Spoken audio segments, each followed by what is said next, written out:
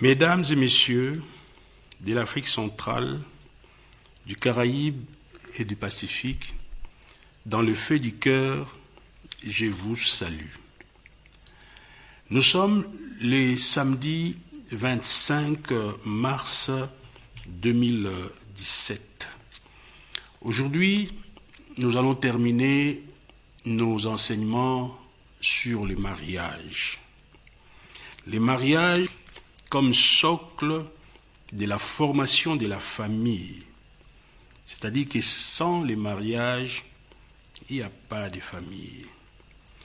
Parce que la famille est la cellule de base d'une nation. La famille se forme par l'union de deux personnes qui mettent ensemble les deux activités spirituelles qu'ils ont reçues du Très-Haut. La première personne met son activité féminine à la disposition de la deuxième personne du genre masculin. Les mariages comme couple, il se fait par la demande de la main de la femme auprès de ses parents. C'est lui qui veut se marier.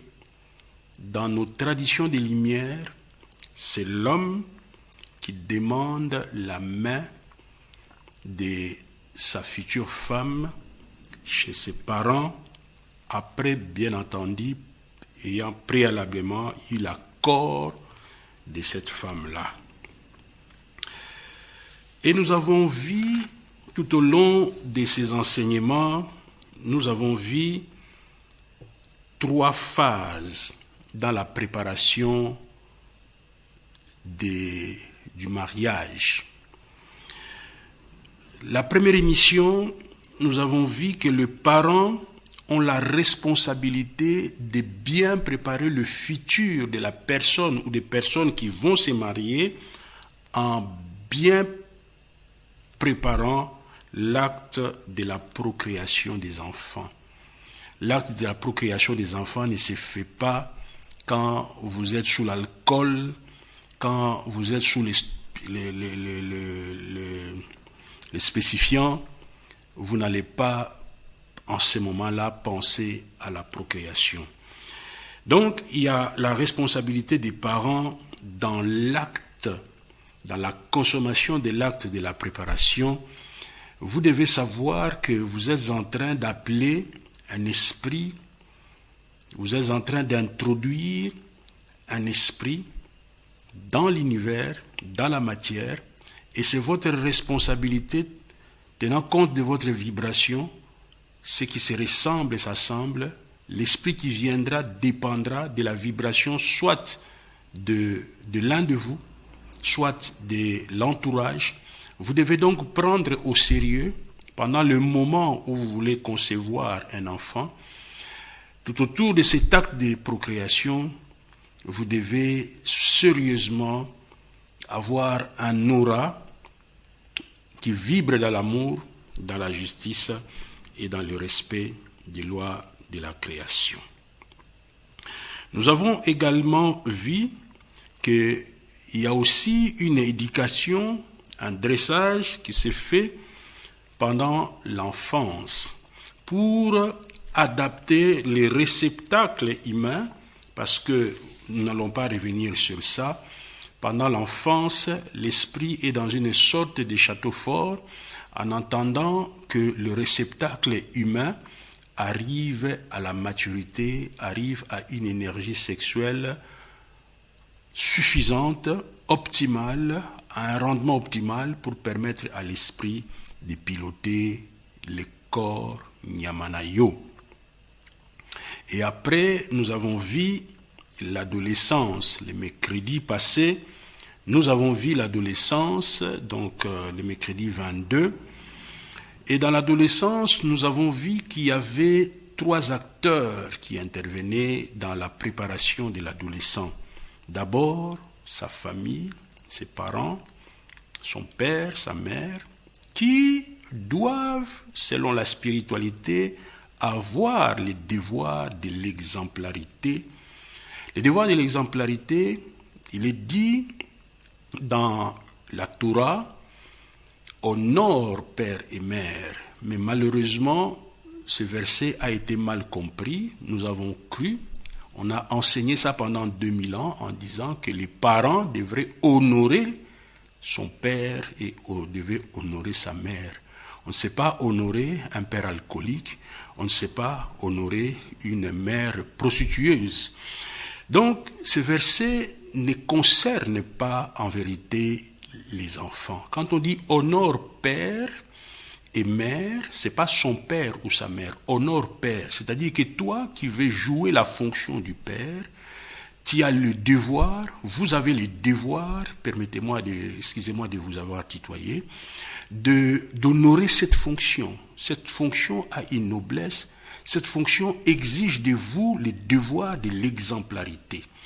Et si vous êtes maman et vous passez à l'acte de la procréation, tout au long de l'éducation de votre enfant, vous devez honorer la responsabilité d'être maman. Être maman, ça implique une obligation devant l'enfant, devant la société et devant Dieu.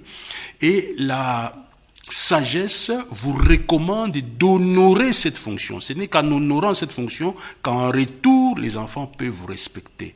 Si vous n'honorez pas cette fonction, les enfants ne vous respecteront pas. Et vous allez récolter ce que vous avez sémé.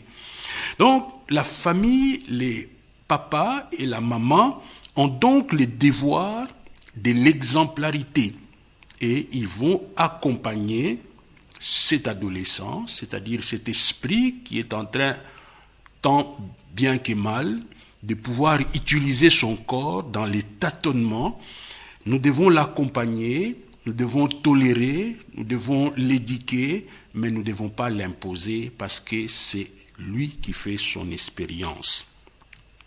Et le deuxième acteur qui intervient dans la vie de l'adolescence, c'est l'adolescent lui-même.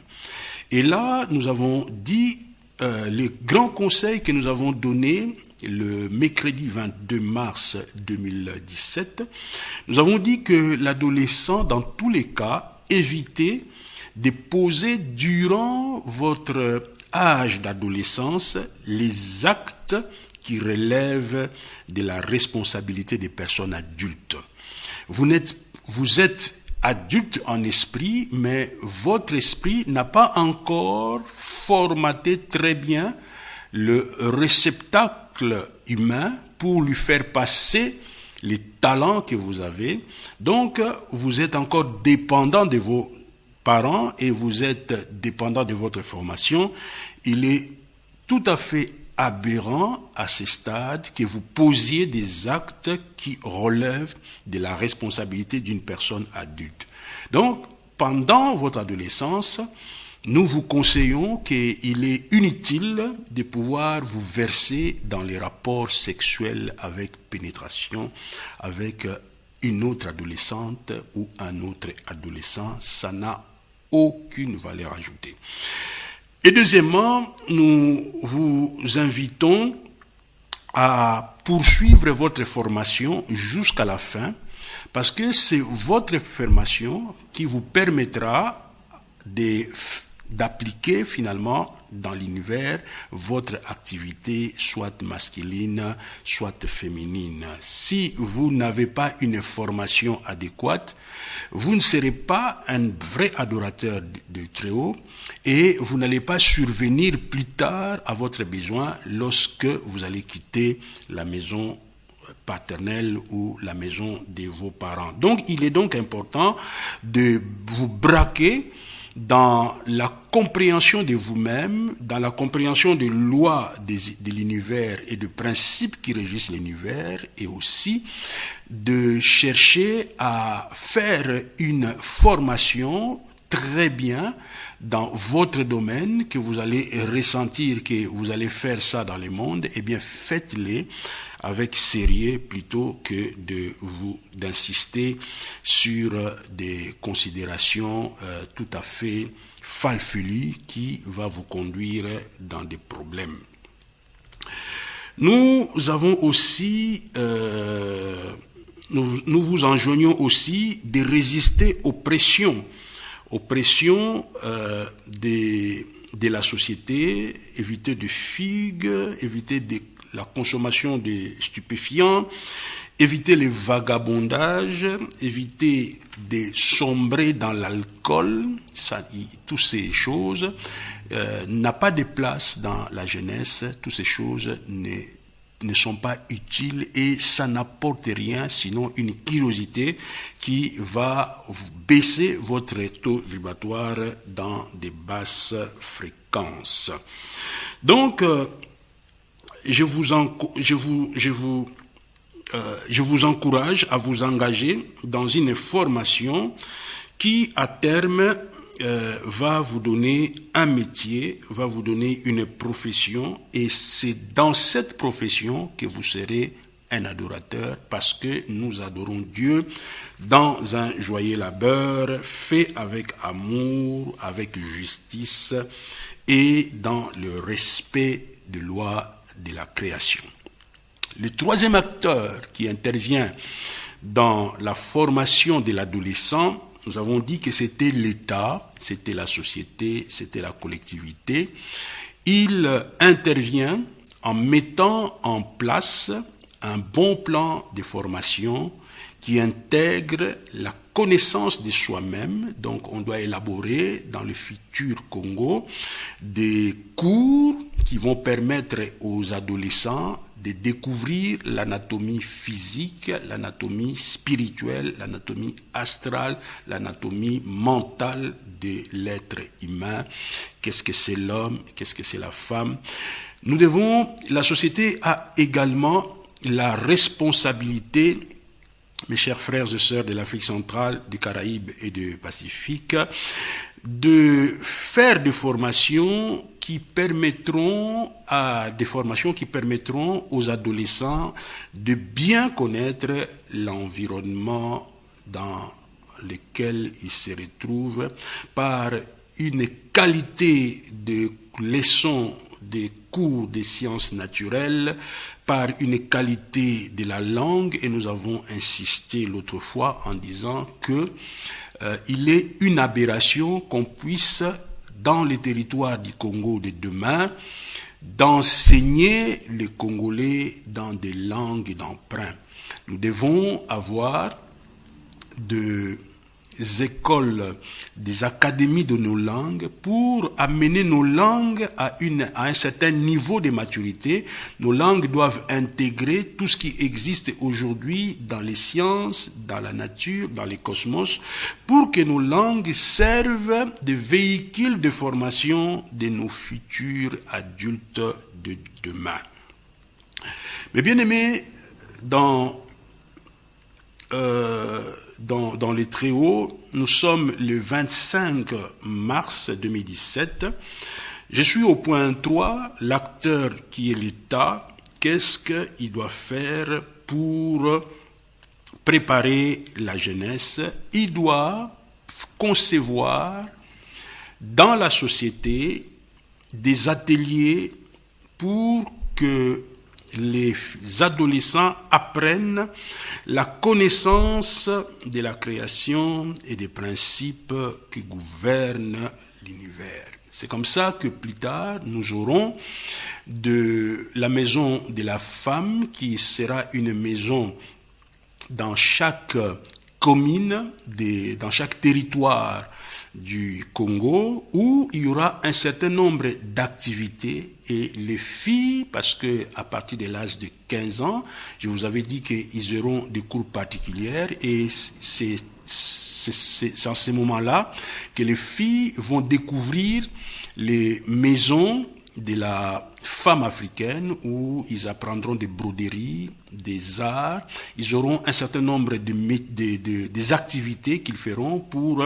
ennoblir leur féminité et tout cela doit être mis à disposition par l'État pour former le futur jeune de demain. Et dans cette formation, justement, dans le cadre du Temple de la Sagesse qui sera réparti dans tous les territoires du Congo, je fais le vœu que nous allons débarrasser le Congo de toutes ces religions importées, mais évidemment, ça sera dans la durée. Quand nous aurons nos propres maisons de sagesse, qui sera patronné par la première institution du pays qui est le Temple de Sagesse dirigé par le grand prêtre qui contrôle la présidence de la République, qui contrôle le président de la République, qui est le premier organe. Le présidence de la République, ça sera le deuxième organe. Suivez mes autres enseignements, vous comprendrez tout ça. Donc, la collectivité a aussi l'obligation de former les adolescents à comprendre le but réel de la vie qui est la spiritualisation de la matière et la notion de la famille parce que les hommes et les femmes viennent seulement dans le contexte de la famille et la famille se déclenche à partir du moment où il y a le mariage. Et aussi, l'adolescent va évidemment dans l'école, dans l'université, choisir son métier et avoir une bonne formation, aller jusqu'au bout dans ce métier tout en intégrant dans la dernière année, que ce soit à l'école secondaire ou à l'école supérieure, des notions de la citoyenneté qui lui permettra de comprendre qu'il appartient à un groupe et il ne peut pas faire du mal dans ces groupes. Il doit respecter ces groupes, il doit travailler pour le développement, pour une civilisation des Lumières dans le groupe auquel il appartient. Et c'est ici qu'on va lui donner des notions de ce qu'est la volonté de Dieu, c'est-à-dire le respect des principes qui gouvernent l'univers visible et l'univers invisible. Voilà ce que nous avons vu jusqu'à présent, mesdames et messieurs, chers frères et sœurs de l'Afrique centrale, du Caraïbe et du Pacifique. Aujourd'hui, nous allons voir cet adolescent qui finalement a un background, cet adolescent qui est bien formé. Depuis son enfance, on lui a appris la discipline, on lui a appris les langues des Kachopa, on lui a appris la propreté, on lui a appris toute une série de choses, le respect de la nature, etc., etc. Dans son adolescence, on l'a accompagné et dans cet accompagnement, les parents ont honoré la fonction du père, ils ont honoré la fonction de la maman par les devoirs de l'exemple, parce que quand on les donne des cours sur la citoyenneté, il faudrait qu'ils voient que les adultes, effectivement, respectent les deniers publics, respectent la propriété, respectent l'environnement. Donc, il a 22-25 ans, il a terminé sa formation, maintenant il doit être dans la vie active pour pouvoir lui aussi participer à l'adoration.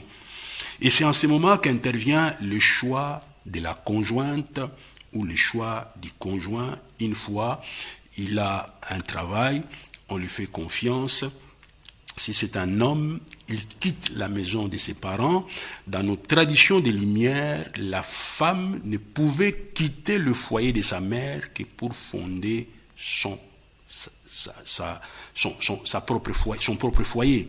Tandis que l'homme quitte la maison de son père pour préparer un terrain afin d'accueillir sa future femme pour fonder la famille. Donc, les garçons se déplacent avant, tandis que la femme ne quitte le foyer de sa mère que pour rentrer dans un foyer où elle est la gardienne de la flamme sacrée.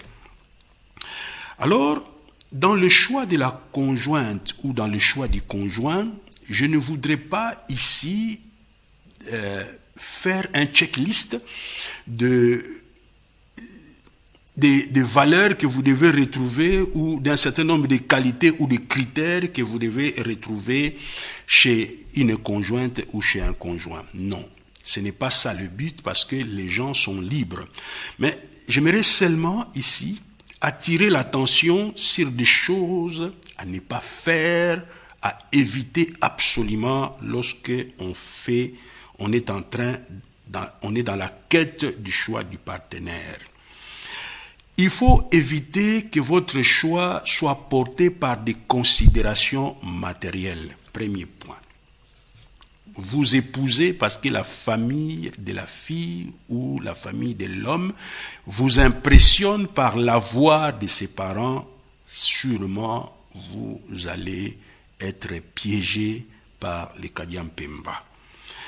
Deuxième chose que vous devez absolument éviter, il ne faut pas donner trop d'importance à l'aspect physique. C'est important, mais ça ne doit pas être le seul critère qui vous pousse à choisir votre conjoint. Il a des cheveux longs, mais Ekoumani avait des cheveux longs, mais aujourd'hui, Ekoumani, il a un calvitie. Alors, si vous vous êtes focalisé dans les aspects seulement physiques pour fonder votre choix, eh bien, vous aurez plus tard des difficultés parce que vous n'avez pas tenu compte des choses prioritaire. La troisième chose à éviter, il ne faut pas chercher un conjoint ou une conjointe uniquement pour satisfaire vos besoins sexuels.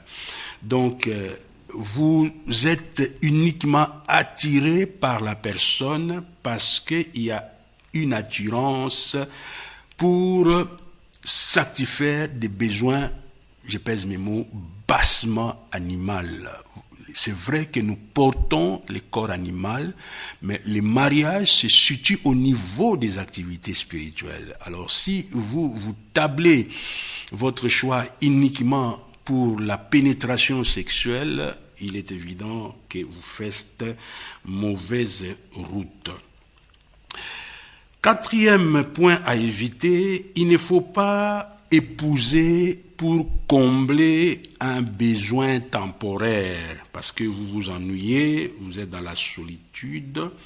Ici en Europe, vous manquez du papier, vous voyez tout autour de vous, vos amis se marient, alors vous avez peut-être pas trouvé l'âme sœur, la personne qui vous convient. Eh bien, vous décidez de sauter sur le premier venu. Ce sont des erreurs qui vont certainement vous coûter cher. Il faut également éviter de trouver des partenaires pour la vie parce que vous étiez dans un bar, dans un lieu de débauche. Et dans des lieux pareils, ce n'est pas un endroit idéal où on trouve des partenaires pour la vie. L'homme va faire une famille, il est mieux que tu trouves un partenaire dans une famille, investiguer dans des familles, vous allez trouver des femmes bien, des hommes bien, plutôt que de les trouver dans un bar, dans un bistrot. Ce n'est pas vraiment très sérieux en disant que Dieu est le maître du temps et des circonstances. Non, Dieu nous donne l'intelligence, il nous donne la sagesse. Alors, si vous évitez tous ces critères, je vous conseille, déjà dans l'initiation à l'école, on va vous dire que nous avons, quand on va vous parler des essentiels, on vous dira que nous avons des aides de lumière, nous avons des guides de lumière. C'est peut-être en ces moments-là que vous devez faire des invocations, que les chrétiens appellent prière, mais la prière, c'est une mendicité. C'est vraiment des invocations à Dieu, aux êtres de lumière, pour vous guider dans votre pas, afin de conduire votre route sur une personne qui correspond à vous. Et pour le savoir, vous devez vous donner du temps, de 6 à 1 année, ça dépend encore de la personne, s'ils sont préparés déjà sur le plan matériel, c'est qu'on appelle généralement le fiançailles. C'est ici que je vais souligner que le fiançailles n'a pas pour but d'être impressionné de la cuisse de ton futur partenaire, de l'embrasser à tout moment ou de faire des rapports sexuels. Non. Le fiançailles, c'est un moment où vous allez vous mettre ensemble dans un dialogue franc, dans un échange sincère. Ça ne sert à rien de cacher certaines choses parce que ça va vous rattraper dans votre vie conjugale. Vous devez discuter sur les objectifs de la vie. Qu'est-ce que le partenaire pense de la vie? Comment le partenaire a compris la vie. Vous allez discuter sur les finalités du mariage. Nous voulons nous marier, nous nous sommes rencontrés. Qu'est-ce que vous pensez du mariage? Quelles sont les finalités que vous avez du mariage? Vous allez discuter si vous avez une vision d'avoir des enfants, comme vous allez avoir combien d'enfants, quelle est la façon dont l'un et l'autre voient l'éducation de ces enfants. Comment est-ce qu'ils voient ça? Vous allez discuter sur les rôles que chacun va jouer et sur les responsabilités des uns et des autres. C'est un moment très important pour discuter de tout ça. Et vous allez aussi parler de la place que vous allez donner à vos parents respectifs, à vos amis, à vos connaissances dans votre mariage. Parce que il y a parfois, vous ne discutez pas de certaines choses et il y a des étrangers qui prennent des places très prépondérantes dans votre mariage et ça peut risquer de compliquer votre mariage. Ce sont des choses que vous devez discuter pendant le fiançailles pour voir si vous avez une convergence de vues.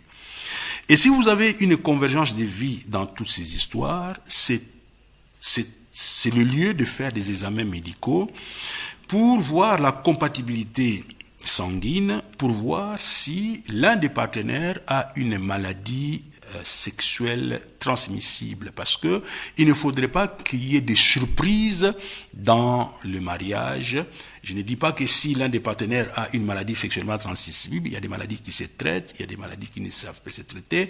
Ils sont grands assez, ils ont discuté de plusieurs choses et c'est en ce moment-là que vous allez faire le bilan de toutes ces discussions et ça vous permet dans ces discussions, vous côtoyez la famille du garçon et vous côtoyez la famille de la fille, vous voyez si ça vous plaît, si ça ne vous plaît pas. Voilà pourquoi pendant le fiançailles, ce n'est pas conseillé de faire des rapports sexuels. Ça ne sert à rien, ça ne peut que biaiser votre jugement. Et puis, le fiançailles ne peut pas nécessairement se conclure par le mariage. Vous allez voir, peut-être que vous avez des divergences. Voilà pourquoi c'est une période qui doit aller au maximum 1 année. Pourquoi? Parce que nous avons dit que ces adolescents ont déjà été formés dans leur maison, à l'école, ils ont fait des formations, ils sont déjà à l'âge adulte, et je suppose qu'en ce moment-là, le garçon est dans sa maison, la fille peut-être y travaille, peut-être elle ne travaille pas, mais si elle travaille, elle est encore dans la maison de ses parents pour attendre le bienheureux qui va l'amener dans son foyer. Donc, en ce moment, quand vous décidez ensemble que oui, nous pensons que nous devons nous marier, vous informez les parents et les choses doivent se faire selon les lois du pays et selon les coutumes de la fille. Donc, c'est la fille qui est à l'honneur, c'est la fille qui va faire son foyer. Eh bien, les garçons se conforment aux coutumes de la fille, comme Ekumaniwichi l'a fait. Il s'est marié conformément aux coutumes des Bakongo. Ici, l'État a le devoir plus tard de veiller à ce que ces jeunes gens qui vont en mariage ne puissent pas, par des lois coutumières, avoir des tracasseries, que ça devienne très onéreuse. Au contraire, on doit les accompagner dans les mariages. Et pendant cet accompagnement, plus tard, quand nous aurons les temples de la sagesse au Congo, avec toutes ces ramifications dans l'ensemble du territoire congolais, parce qu'en ce moment-là, on se serait débarrassé de toutes ces religions importées qui sont des virus dans notre société, eh bien, pendant 2 mois ou 1 mois, les futurs mariés vont se rendre chez la prêtresse ou le prêtre de la commune qui est la gardienne ou les gardiens du temple pour recevoir des enseignements appropriés, une initiation spéciale de 1 à 2 mois tout au plus, afin de leur ouvrir les yeux sur le mariage. C'est comme ça qu'ils vont se marier sur le plan coutumier, et ils peuvent se marier aussi dans notre cosmogonie devant les Ntsakunivunda, devant les grands prêtres qui assurent la représentation des traditions des Lumières des Kachopa. Nous sommes le samedi 25 mars 2015. Ici, je voudrais vraiment vous encourager. Ils se sont mariés, la fille est allée dans la maison, dans sa maison, rejoindre son mari dans sa maison. Ici, j'aimerais insister que c'est un non-sens que les garçons se marient et amènent la fille dans la maison de ses parents. Un couple, un foyer, et un foyer, un couple. C'est le foyer de votre maman. Il ne peut pas y avoir 2 foyers dans une maison. Tout ça, ce sont des bêtises qu'on doit changer. Vous ne devez pas vous marier dans la maison de vos parents. Vous aurez 2 femmes, une qui est la responsable du foyer, la deuxième vient, elle va commencer à aider la première, elle ne va pas faire son expérience des lumières. Il faudrait que votre future femme puisse avoir son propre foyer. Donc, ils sont dans les mariages. Maintenant, l'homme, ici j'aimerais tout simplement donner des grandes lignes. L'homme, il est le chef de la famille. Qu'est-ce que ça signifie? Il doit protéger sa famille vis-à-vis de toute perturbation de l'extérieur. C'est la responsabilité de l'homme de protéger sa femme, de protéger ses futurs enfants vis-à-vis de tout ce qui peut venir de l'extérieur. Vous devez être capable, l'honneur de la vie d'un homme, c'est de mettre sa vie même en péril pour sauver sa famille. C'est ça, être chef de famille. Être chef de famille, ce n'est pas gueuler sur la femme, mais c'est de la protéger. Vous devez assurer le besoin de subsistance de ce foyer-là. Vous devez pourvoir au budget nécessaire pour payer des factures, pour faire survivre l'environnement nouveau que vous habitez. Et vous devez vous occuper des travaux difficiles qui demandent un effort physique.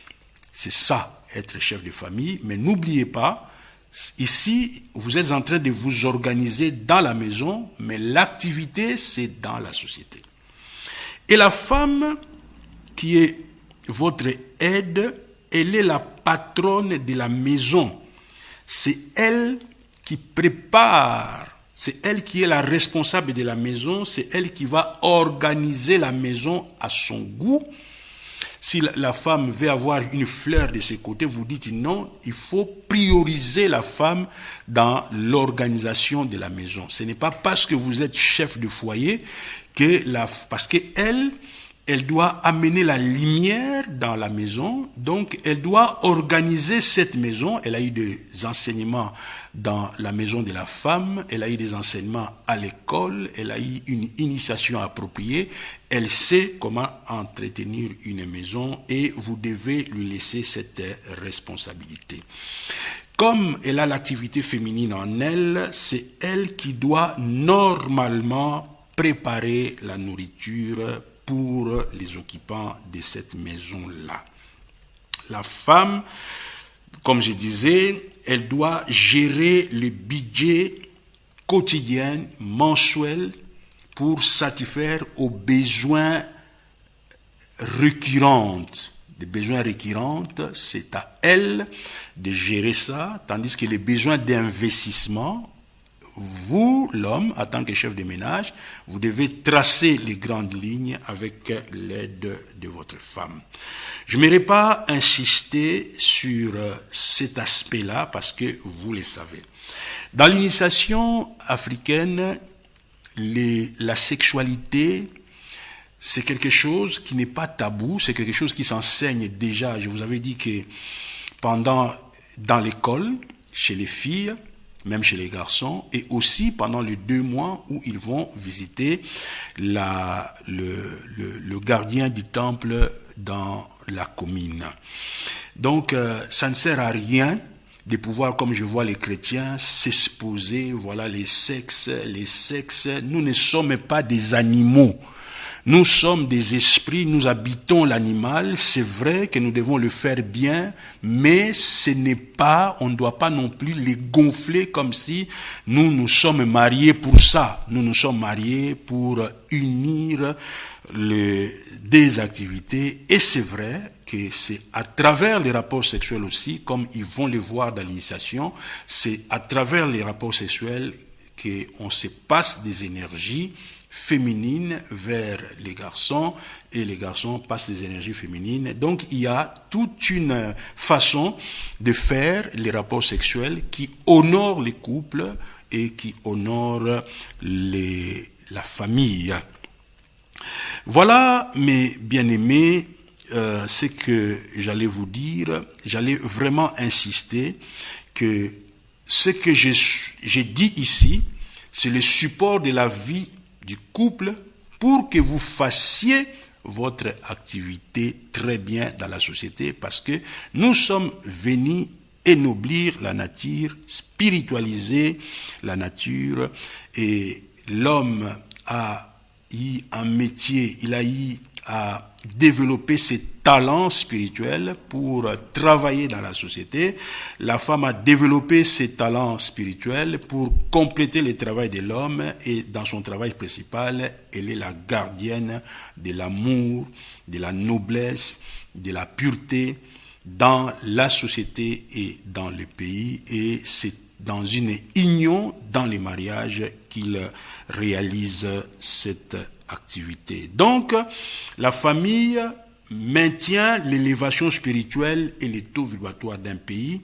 La famille, c'est les socles qui attirent les âmes de lumière, parce que si la famille est organisée dans ce sens, les âmes de lumière viendront dans ces pays, et la famille prépare le pays au règne de paix sur terre, à la civilisation du 3e millénaire. Voilà la famille telle que nous vous avons proposée aujourd'hui. Depuis, je vous ai parlé des activités en long et à large. C'est quoi l'activité féminine? C'est quoi l'activité masculine? Je vous avais parlé de la venue des enfants, comment est-ce qu'ils viennent, comment on doit concevoir les enfants, qu'est-ce qu'on doit faire pendant leur enfance, avant leur puberté, comment on prépare l'adolescent jusqu'à l'âge adulte, et comment l'adulte doit faire un choix responsable pour se marier. Et dans tout ça, l'état d'esprit doit être un amour désintéressé. La femme doit tout faire pour réaliser les objectifs spirituels de son mari. Donc, elle doit être dans un état où elle doit souffrir pour que son mari réalise le ce pourquoi il est venu sur terre, lui faire passer suffisamment de sa science féminine. Et l'homme doit également être le chef de la famille, c'est-à-dire participer à la réalisation de l'objectif de la féminité de sa femme en lui offrant un cadre approprié, en lui offrant la possibilité de s'épanouir chez elle, la liberté d'organiser chez elle comme elle entend et comme elle le souhaite. Et dans tout ça, vous allez voir que Kachopa sera développé. Kachopa va un jour entrer dans la civilisation des Lumières. Voilà, mes amis, ce que j'allais dire pour la famille. Je pense que je vais regrouper ces 5 enseignements à partir de l'activité et des 4 enseignements du mariage dans un playlist commun. Comme ça, je vous demande, vous me suivez. Je sais que les Congolais ont difficile à partager la connaissance venant de leurs compatriotes, parce que tout suite au nous, ceux qui nazaki ivoirien au monde va partager, ceux qui nazali Dumbi Fakoli au monde va partager, mais pour partager connaissance et ekumani, et ça lokola kilo, et ça lokola bazo fula lupemba na ekumani, et ça nanu ba erreur to zainango, il faut to koka bosa makasi.